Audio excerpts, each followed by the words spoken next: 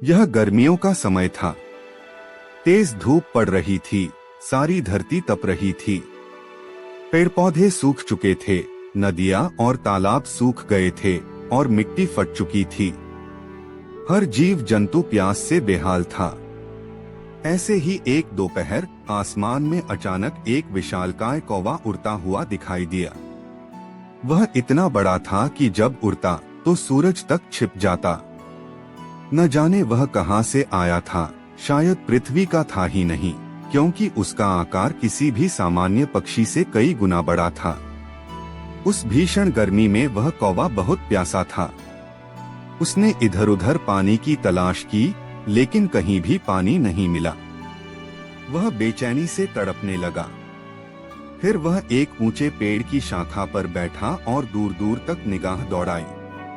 तभी उसकी नजर एक मिट्टी के मटके पर पड़ी, जो बहुत दूर जमीन पर रखा था। कौवा तुरंत उड़कर उस मटके के पास पहुंचा।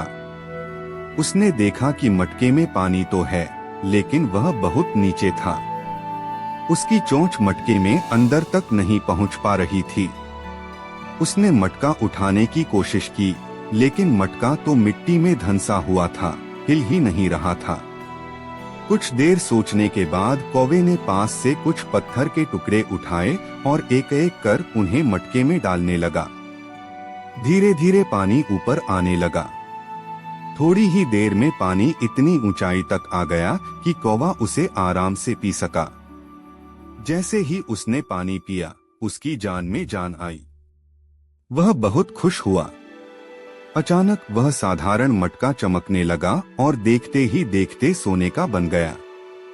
यह सब कुछ पास के गांव का एक आदमी चुपचाप दूर से देख रहा था। उसने यह भी देखा कि जैसे ही वह विशाल कौवा उड़कर वहां से जाने लगा, वह धीरे धीरे छोटा होता गया और अंत में एक सामान्य कौवे जैसा दिखने लगा।